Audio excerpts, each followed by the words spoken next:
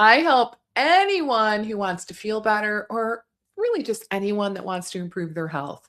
Well, if you've ever said something like that, this conversation is definitely for you.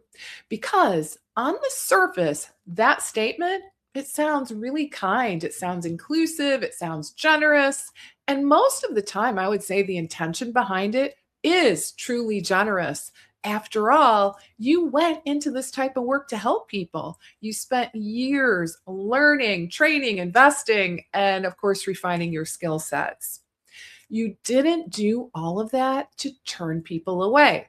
But here's the hard truth: marketing yourself as someone that helps everyone is truly one of the fastest ways to stall your growth, erode your confidence, and just make it harder for the right clients to actually find you. So, today, I want to talk about why vague positioning quietly works against you, even when your heart is in the right place, and how clarity creates trust, referrals, and momentum in a way that feels supportive versus restrictive. Hey there and welcome. I'm Leslie Vitel, and I am a business strategist and mentor for integrative and functional medicine practitioners as well as coaches. And in the work that I do, I help practitioners to translate their expertise into clear, confident messaging so the right clients can recognize them in their work without that feeling that constant grind. And I have to say that unclear positioning is truly one of the most common challenges that I see, especially among thoughtful, highly capable, heart led practitioners. So let's start with something simple, but I think super, super important. When you say you help everyone, people cannot tell if you can help them, believe it or not.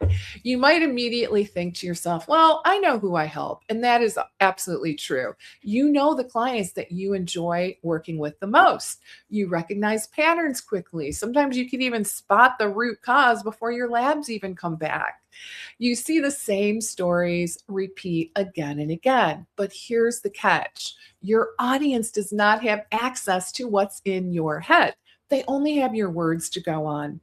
And if your words are broad, generic, or even overly inclusive, your messaging becomes highly diluted, and people have to work really hard to understand where and if they fit. Specificity is what allows recognition to happen. And recognition, is really that quiet moment when someone thinks to themselves, "Ooh, that sounds just like me." And that moment really does matter because people don't choose practitioners based on credentials alone.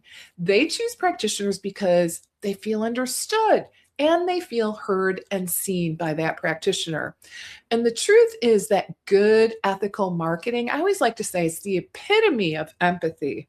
On the other hand, when your message is vague, you force potential clients and patients to attempt to connect the dots all on their own. And, the problem with that is that most people are not going to take the time to try to figure it out. They scroll past, they end up forgetting your name, and internally, they just quickly assume that you're not quite the right fit for them. And it's certainly not because you aren't qualified, but because your message didn't give them a reason to pause. And there's another consequence of broad positioning that rarely gets talked about. And I think it's one of the biggest missed opportunities that I see: referrals. So let's talk referrals.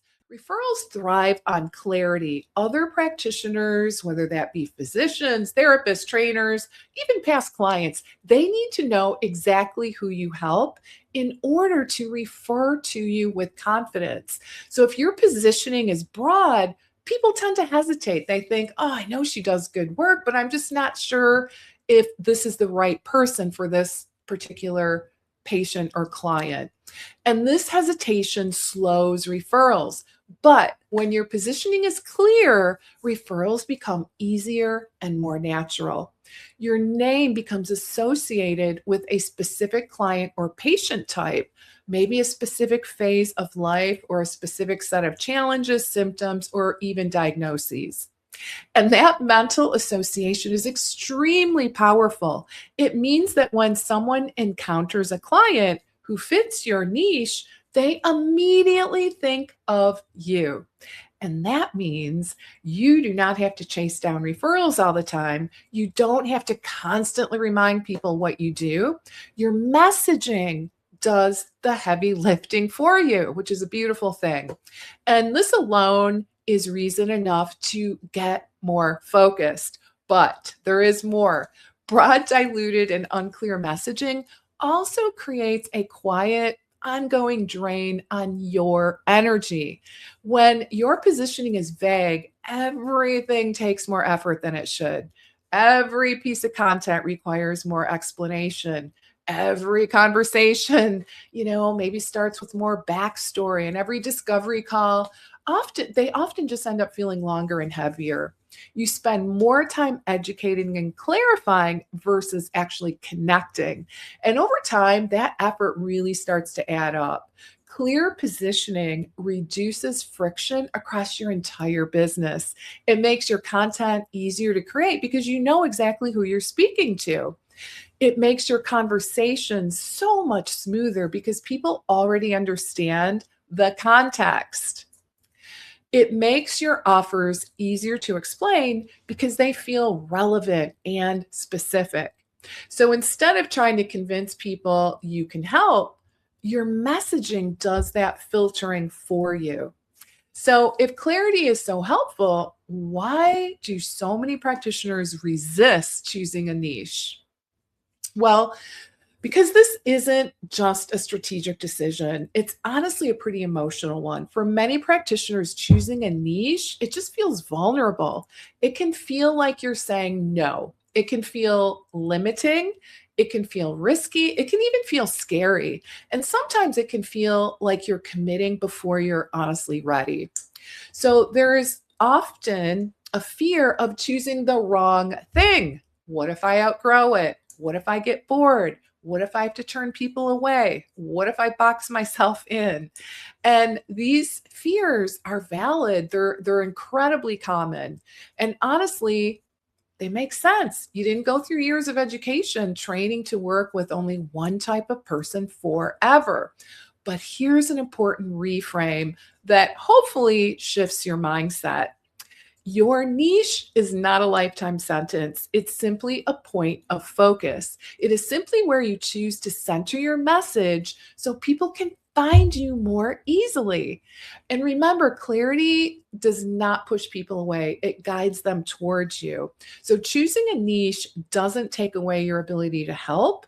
It gives your expertise somewhere to land. When you get specific about who you help, something really important begins to shift internally in that you stop trying to, I don't know, sound impressive to everyone, and you end the stress of having to be an expert on everything. You stop watering down your language. You stop second guessing whether you're explaining yourself clearly enough. Your message sharpens dramatically. And I think most importantly, your confidence grows because you're no longer trying to be everything to everyone. And definitely your content becomes so much easier because you're speaking from a lived pattern and not just hypotheticals. And clients feel safer saying yes. And I got to say, this one is huge. They don't have to sit there and wonder, oh, am I a good fit? They don't have to ask, is this really for me? Because they can see themselves in your work. And another thing that often surprises practitioners is how much easier visibility becomes when your positioning is clear. Marketing stops feeling like a performance and it starts feeling more like really good communication. So instead of asking, like, what should I post today? You begin asking, what does my ideal client need to hear from me right now? And that shift alone can really help reduce burnout. And let's clear up another really common misconception, shall we? Choosing a niche does not mean you stop helping people outside of it. Your niche is your focus. It's not a fence. It's a marketing strategy, not a marriage.